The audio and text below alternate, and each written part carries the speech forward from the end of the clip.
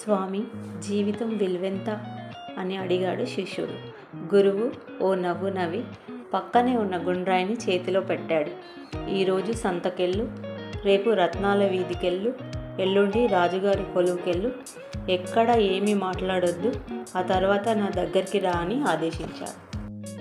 అలానే చేశాడు శిష్యుడు. 4వ రోజు గుండ్రాయితో సహా మళ్ళీ ఆశ్రమానికి చేరుకున్నాడు. గురూజీ, సంతలోని వ్యాపారి దీన్ని తూకం రాయి అనుకున్నాడేమో, 10 వరహాలకు అడిగాడు. రత్నాల వ్యాపారికి అమూల్యమైన రత్నంలా కనిపించిందేమో, 10,000 వరహాలకు ఇవ్వమని బతిమలాడాడు. రాజుగారు దైవశీలగా భావించారు, 1,00,000 వరహాలు ఇస్తానన్నారు అబ్బురంగా చెప్పాడు శిష్యుడు. జీవితము అంతే, నువ్వు ఎంచుకున్న స్థానమే నీ విలువను నిర్ణయిస్తుంది జవాబిచ్చాడు గురువు. 5 నక్షత్రాల బేరీజు లక్ష్యము అలాంటిదే.